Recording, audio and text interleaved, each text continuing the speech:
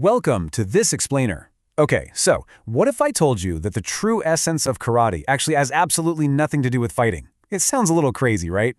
But today, we're diving into a profoundly transformative philosophy that's perfectly captured in Hanshi Deena Naidu's book, Discovering Karate, The Empty Hand Way.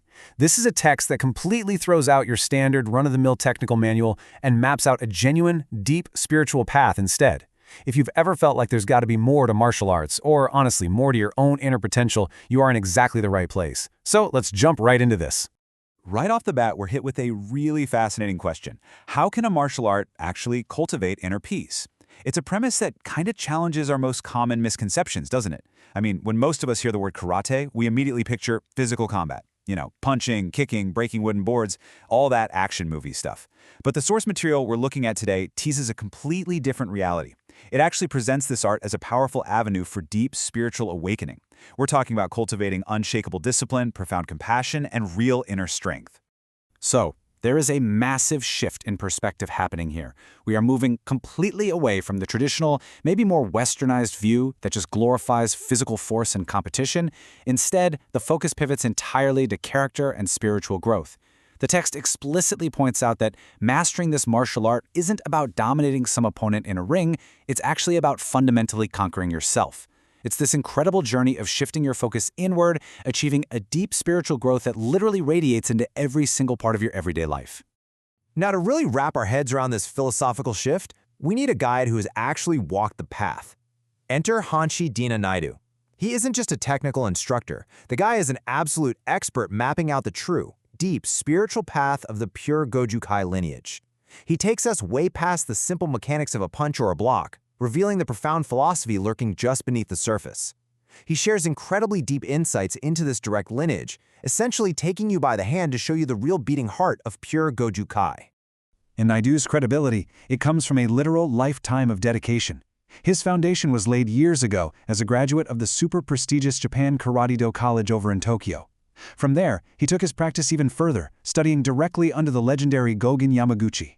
All of this intense elite training eventually culminated in a profound spiritual experience back in 1992. That awakening fundamentally altered his entire trajectory, and it ultimately sparked the creation of what is now a massive 35-book series. So this isn't just nice-sounding theory, this is decades of elite practice distilled into pure life-changing wisdom. So how exactly does this philosophy change a person? Well, the text provides practical methods, what we can essentially call tools of transformation. Because let's face it, abstract ideas sound nice, but they don't do much on their own, right? These are highly specific, actionable mechanisms offered to individuals who are trying to dismantle crippling mental limitations. We're talking about everyday stuff like anger, fear, and daily anxiety. It's all about taking the philosophy off the training mat and actually applying it out in the real world. Let's look at the first major tool he provides. The first foundational tool Naidu introduces is called SMA, which stands for Spirit, Mind, Awareness. According to the text, SMA is utilized to cultivate deep inner strength and highly focused discipline. It is all about aligning your spirit and your mind so acutely that external pressures and internal doubts just bounce right off of you. Just imagine walking into a super stressful meeting at work or dealing with a sudden personal crisis and having a mental armor so strong that you remain completely centered. That right there is the absolute bedrock of this entire transformation process.